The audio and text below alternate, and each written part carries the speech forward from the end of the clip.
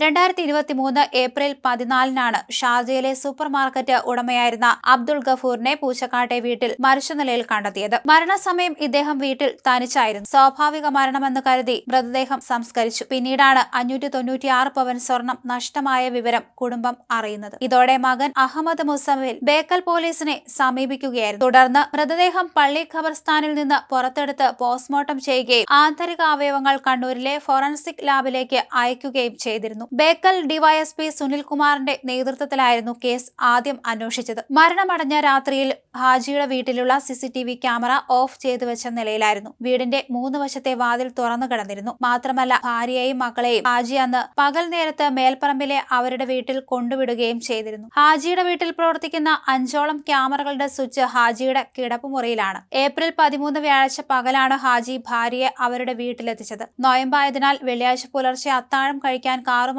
മേൽപ്പറമ്പിലെ വീട്ടിലെത്താമെന്ന് ഹാജി ഭാര്യയോട് പറഞ്ഞുറപ്പിക്കുകയും ചെയ്തിരുന്നു. 14 വെള്ളിയാഴ്ച പുലർക്കാലം അത്താഴത്തിനെത്താതിരുന്നത് മുതൽ ഭാര്യ തുടർച്ചയായി ഹാജിയെ ഫോണിൽ വിളിച്ചുവെങ്കിലും കിട്ടിയില്ല. ഇതേ തുടർന്ന് അവർ വെള്ളിയാഴ്ച രാവിലെ ഹാജിയുടെ വീട്ടിലെത്തി. ബന്ധുക്കൾ വീട്ടിലെത്തിയപ്പോൾ ഹാജിയുടെ വീടിന്റെ മുൻവാതിൽ അകത്തുനിന്ന് കുറ്റിയിട്ടിരുന്നില്ല. കിടപ്പുമുറിയിലെത്തിയപ്പോൾ ഹാജി കട്ടിലിന് താഴെ നിലത്ത് മരിച്ചു കിടക്കുന്നതാണ് കണ്ടത്. ഹാജി ഹൃദയസ്തംഭനം മൂലം മരണപ്പെട്ടതാകാമെന്ന വിശ്വാസത്തിലാണ് ബന്ധുക്കൾ മൃതദേഹം പൂച്ചക്കാട് വലിയ പള്ളി ഖബറിടത്തിൽ മറവു ചെയ്തതെങ്കിലും ഹാജി ബന്ധുക്കൾ പലരിൽ നിന്നും വാങ്ങിയ സ്വർണ്ണ ഉരുപ്പടികൾ എങ്ങും കാണാനില്ലെന്ന് ബോധ്യപ്പെട്ടത് പിന്നീടാണ്. ഭാര്യയോടും സ്വന്തം സഹോദരിമാരോടും മറ്റും ദിവസങ്ങൾക്ക് മുമ്പ് ഹാജി ശേഖരിച്ച 3 കോടിയോളം രൂപ വില വരുന്ന 600 പവൻ സ്വർണ്ണാഭരണങ്ങൾ പോയ വഴികൾ നിഗൂഢത നിറഞ്ഞതാണ്. ഹാജിക്ക് സാമ്പത്തിക പ്രശ്നങ്ങളൊന്നുമില്ലെന്ന് ഇളയ സഹോദരൻ ഷെരീഫ് ഹാജി പറഞ്ഞിരുന്നു. വർഷങ്ങളായി ഗഫൂർ ഹാജിയും ഇബ്രാഹിം ഹാജിയുടെ മക്കളും അടങ്ങുന്നവർ ഷാർജയിൽ വ്യാപാരികളാണ്.